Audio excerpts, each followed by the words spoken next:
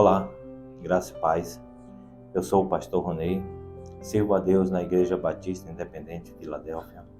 Também fazemos parte desse maravilhoso projeto que é a Cruzada de Volta ao ID.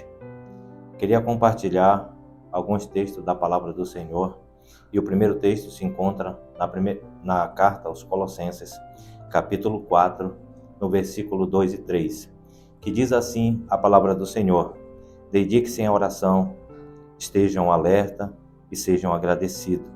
Ao mesmo tempo, orem também por nós, para que Deus abra uma porta para a nossa mensagem, a fim de que possamos proclamar o ministério de Cristo, pelo qual eu estou preso. Paulo diz à igreja de Colossos: orem com mais intensidade, orem mais, fiquem ligados, fiquem conectados com o trono da graça do Senhor. Sejam sempre agradecidos por ser servos, por ser discípulos do Senhor. E exatamente no versículo 3, Paulo vai especificar o motivo da oração, pelo qual seria esse motivo da igreja intensificar essa oração. Seria exatamente para que o Senhor abrisse porta, ou seja, abrisse oportunidade para que a mensagem cristocêntrica fosse anunciada, fosse pregada livremente.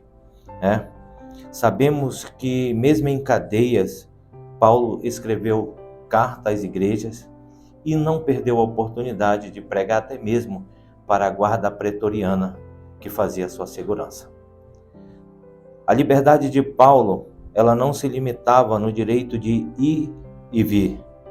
Mesmo que esse fosse o desejo de Paulo de pregar livremente, nada pôde detê-lo dele pregar abertamente o Evangelho em toda e qualquer circunstância. Digo a nível de Brasil, ainda que algumas leis impostas venham nos limitar a anunciar o Evangelho em alguns lugares, acredito que a nossa maior prisão está dentro de nós mesmos.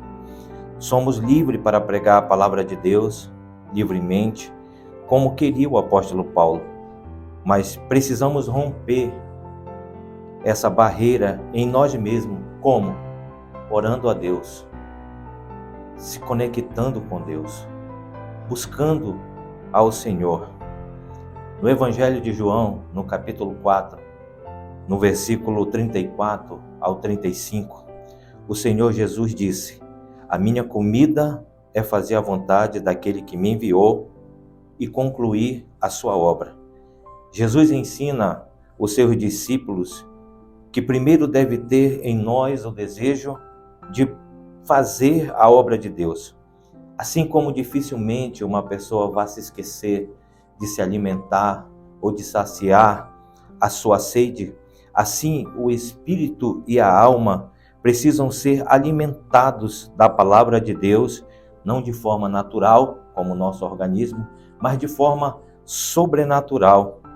Mateus 4, capítulo 4, o Senhor Jesus também declara que nem só de pão viverá o homem, mas de toda a palavra que procede da boca de Deus. Muitas pessoas precisam ouvir o Evangelho que liberta, que cura, que transforma, como no caso da mulher samaritana, dentro desse contexto do capítulo 4 do Evangelho de João.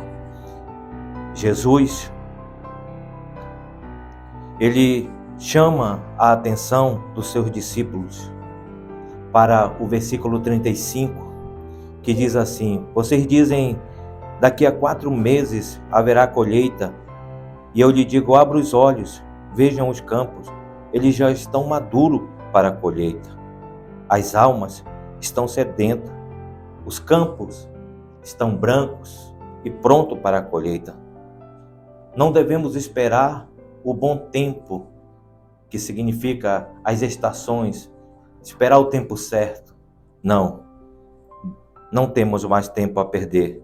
Devemos fazer de uma forma bem intensa e com bastante intrepidez anunciar as boas novas de salvação.